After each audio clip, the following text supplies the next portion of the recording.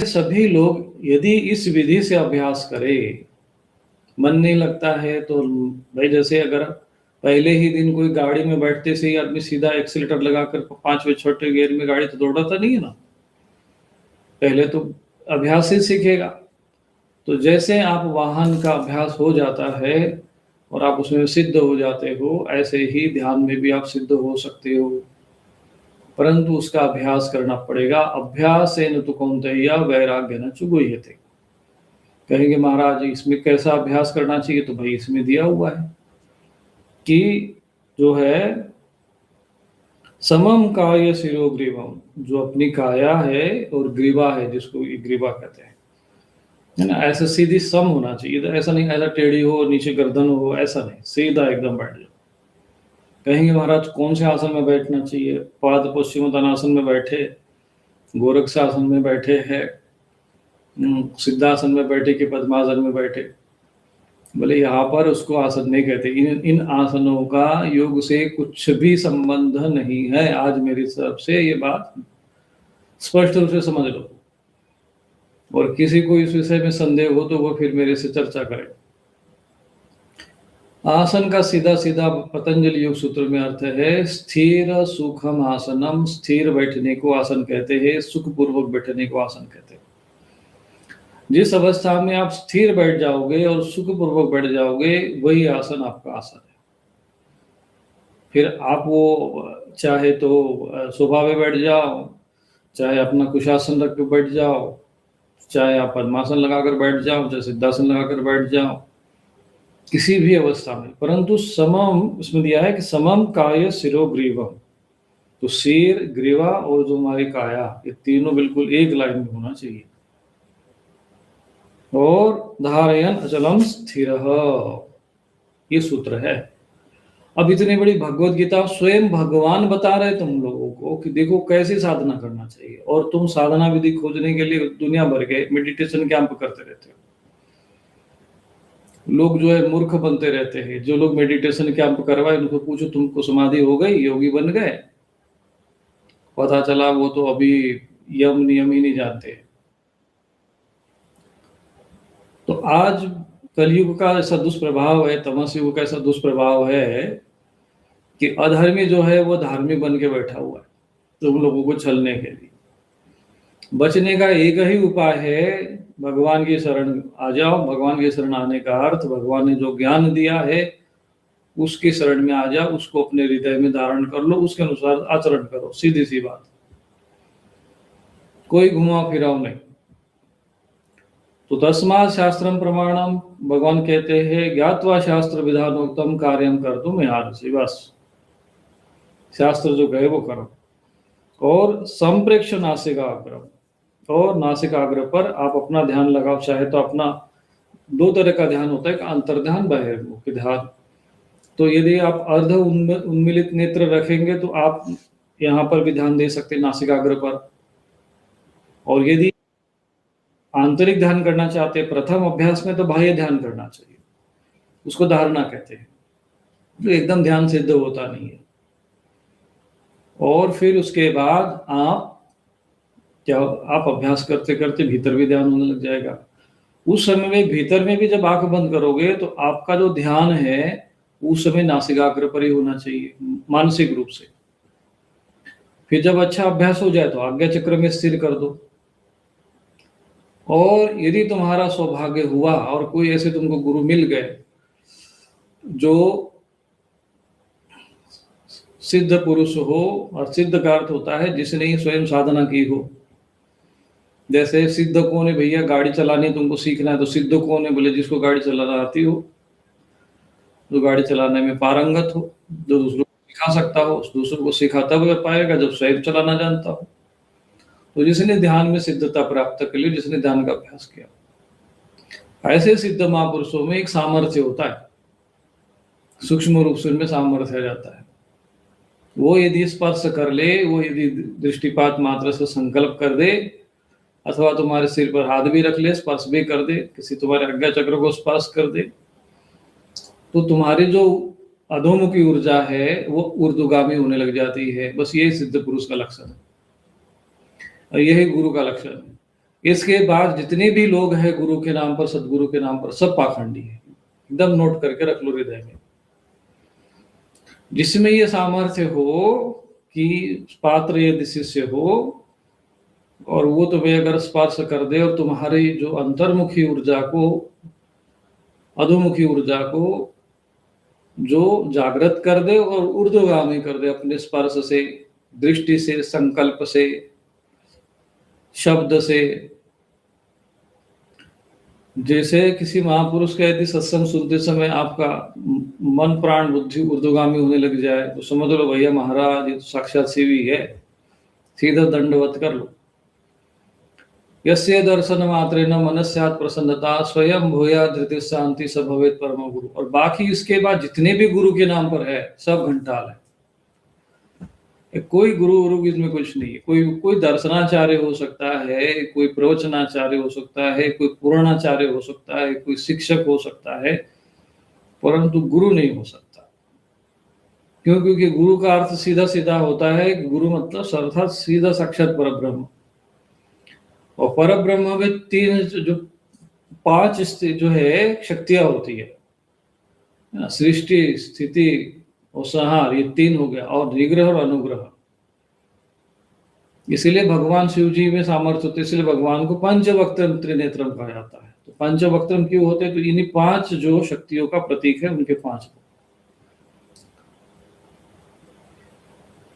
भगवान शिव जी को जो लोग सोचते हैं ना एक मुखी होते, वो भगवान शिव जी नहीं है। एक मुखी है वो भगवान रुद्र है, और जो पंचमुखी है वो भगवान शिव है। कभी शिव पुराण पढ़ के देखना, शिव पुराण में भगवान शिव जी भगवान रुद्र को उपदेश दे रहे हैं।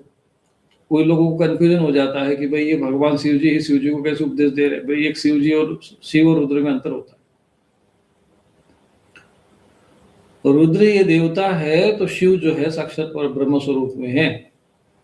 और जो साक्षात जो ईश्वर को जान लेता है, अनुभव कर लेता है, वो भी साक्षात ईश्वर ही होता है। इसलिए जो गुरु में और ईश्वर में भेद मानता है वो मूर्ख होते हैं। यो गुरु स शिव प्रोक्तो यो शिव स गुरु स्मृतः। परंतु किस गुरु की बात हो रही? किसी ने अरे भैया आ जा, तुमको मेरा चेला बना दे, शिष्य बना दे, महाराज आज से गुरु हो गए। ये गुरु की बात नहीं है। गुरु का अर्थ होता है जो वास्तव में तुमको उस ध्यान अवस्था में, समाधि अवस्था में ले जाने का सामर्थ्य रखता हो, और स्पर्श से, संकल्प से, दृष्टिपात मात्र से, अपने शब्द से, वाणी से। यदि सच में समर्थ शिष्य पात्र हो और समर्थ गुरु हो और से केवल संकल्प कर दे तत्वमसि, तो शिष्य अपने आप ही अंदर अनुभव कर लेगा अहम ब्रह्मास्मि। ऐसे समर्थ गुरु जो होते हैं इनके लिए सब जो है गुरु शब्द कहा गया है, क्योंकि गुरु इज इक्वल साक्षात पर ब्रह्म। तो इनमें जो शंका करे वो फिर तो वो मूढ़ ही है, समझ लो। जो ऐसे गुरु को न पहचान पाए तो फिर तो ये तो मूढ़ ही है, उससे ज्यादा उसके बारे में क्या कहे। यदि कोई मिलता है ऐसे गुरु तो ठीक है, और नहीं भी मिले तो भी भगवान ने कहा है कि भाई तुम अभ्यास करो, इस प्रकार से कर सकते हो। कोई सिद्ध गुरु मिल जाए फिर हिमालय दौड़ने लग जाओ, फिर वहां मार जाओ, तो वो सब भंडारा खाने वाले बैठे रहते वहां पर भी। खूब दौड़ दौड़ के देख लो तुम लोग भी। इसीलिए बाहर की जितनी भी दौड़ लगाओगे, बाहर जितना भी दौड़ोगे, बाहर जितना भी खोजोगे, थकोगे, हारोगे, निराश हो जाओगे, कुछ मिलेगा नहीं। और ये ज्यादातर आजकल जो भीड़ भाड़ चलता है, धक्का मुक्की चलती है, जानबूझ के समाज के साथ तमाशा होता है मंदिरों के अंदर। भीड़ जैसे भेड़ बकरियां होती है दिखाने के लिए कि देखो हमारे मंदिर में कितनी भीड़ होती है। वो चाहे तो एक व्यवस्था के तरीके से लोगों को भेज सकते हैं कि चलो भाई 10 हो गए, दर्शन कर लिए, प्रणाम कर लिए, आगे बढ़े, फिर 10 नहीं।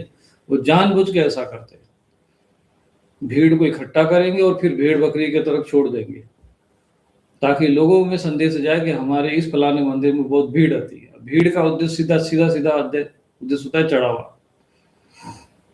तो सबका फोकस, सबका ध्यान धन पे है, भगवान पे किसी का नहीं होता। और हम लोगों को भी लगता है कि भगवान ऐसी कृपा कर जाए, क्योंकि ज्यादातर लोग उसी लिए जाते हैं कि वह सुख समृद्धि आ जाए। हमारा भी ध्यान धन पे ही रहता है, ज्ञान पे तो किसी का है ही नहीं है। इसलिए भगवान ने भी कहा कि चल भैया ठीक है, आर्थ अर्थार्थी सही, परंतु ज्ञान का जो पात्र होता है वो जिज्ञासु ही होता है। अगर यदि तुम्हारा ध्यान जो लक्ष्य यदि ध्यान है, ज्ञान है, और ध्यान में भी सिद्ध हो जाओगे। धन में हो, सांसारिकता चाहिए, तो फिर भटकते रहो संसार में बाहर। और कितना भटकोगे, कब तक भटकोगे, वो भी तुम नोट करके देख लो एक बार, चिंतन करके।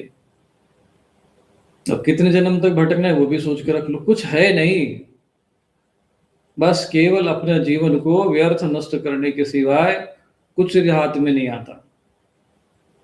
वास्तविकता ये है कि जब तक मनुष्य को अपने आत्मा का ज्ञान नहीं होता है, तब तक मनुष्य शरीर का महत्व भी समझ में नहीं आता। उसके पहले तो वो केवल भारवाही पशु ही है, जीवन ढो रहा है। इसीलिए ज्यादातर भागने का कोई चिंतन, ये सब मंदिर में जाओ, यहाँ जाओ, तीर्थ स्थलों में जाओ, कोई पहाड़ों में दौड़ रहा है, केवल बहिर्मुखी दौड़ है, अंतर्मुखी कोई होता नहीं है। तो ये सूत्र यहाँ पे दिया हुआ है, सीधा सीधा सरल है, भगवत गीता में दिया हुआ है, इससे प्रमाणित तुमको कोई विधि नहीं है। और जितनी भी ये मेडिटेशन कैंप और ये और फलाने और ढिंके टिंके जो समाज में आजकल खड़े हो गए, केवल समाज को मूर्ख बनाने के लिए है। वास्तविक ज्ञान तो भगवत गीता में है, जो जिस आधार पे आप लोग करो। और इसके लिए बस सुचोदय से, प्रतिष्ठा पे, एकदम सरल किसी जगह पे जाके बैठ जाओ शांति से। और भगवान ने कहा कि बस क्या करना है, बोले एकाग्र करना है बस। और इस प्रकार से आपको अभ्यास करना है। अब श्वास प्रश्वास जा रही, उसको देखना है, ध्यान करना है। बोले महाराज इससे क्या होगा, बोले मन को पहले स्थिर तो करके देख, एक बार अभ्यास तो करो। दुनिया भर के हम अभ्यास करते, गाड़ी चलाना सीखा, कंप्यूटर चलाना सीखा, मोबाइल चलाना सीखा, सब कुछ सीख गए, तो अब उसमें एक्सपर्ट हो गए ना। अब कैसे हो गए, एक दिन में हो गए? अभ्यास से होता है। अभ्यास है न तो कौन्तेय वैराग्य न चुगुह्यते। और बाकी जो तमाशा तो बाहर का है ही है।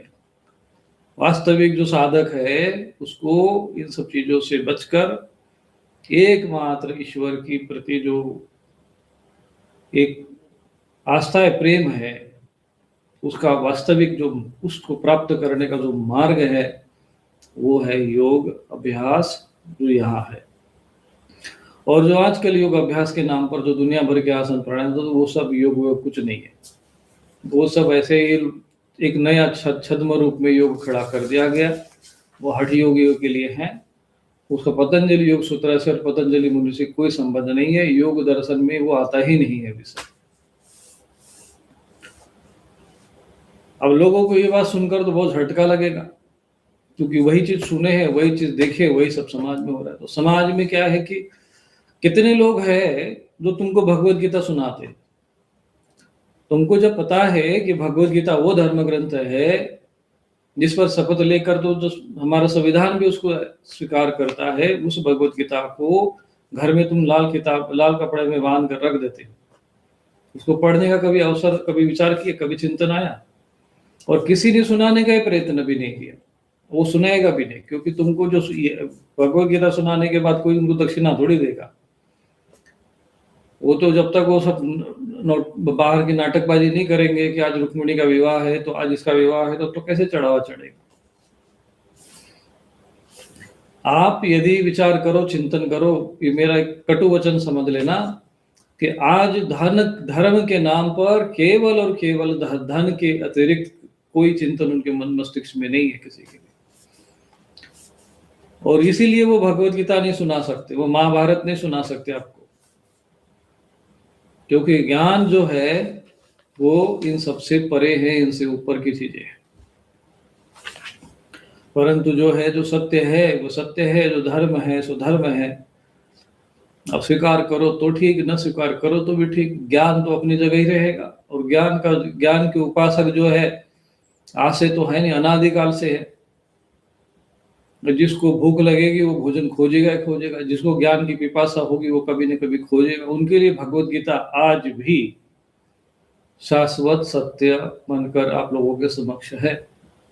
अज्ञान रूपी अंधकार में पूरा जीवन कितना भी खपा लो, कितना भी भटकते रह जाओ, केवल भटकान और पछतावे और निराशा के सिवा कुछ नहीं। मनुष्य शरीर यदि मिला है, इसका उपयोग आपको, इसका जो महत्व, इसकी वास्तविकता अगर आपको समझनी हो तो 2-3 वर्ष तक एक बार अभ्यास करके देख लो ध्यान का। और इस प्रकार से यदि और प्रातः काल का समय यदि हो तो और अच्छा। 3:30 बजे से 5 बजे तक का जो समय होता है, उस समय में स्नान आदि शौच आदि करके, कुछ लोग जो है बिना स्नान करके बैठ जाते हैं, शरीर को अशुद्ध करके, अशुद्ध अवस्था में बैठे रहते हैं, माला कर लेंगे फिर जाके सो जाएंगे। तो ये भी तामस ध्यान, इससे कभी कोई विशेष लाभ नहीं होता।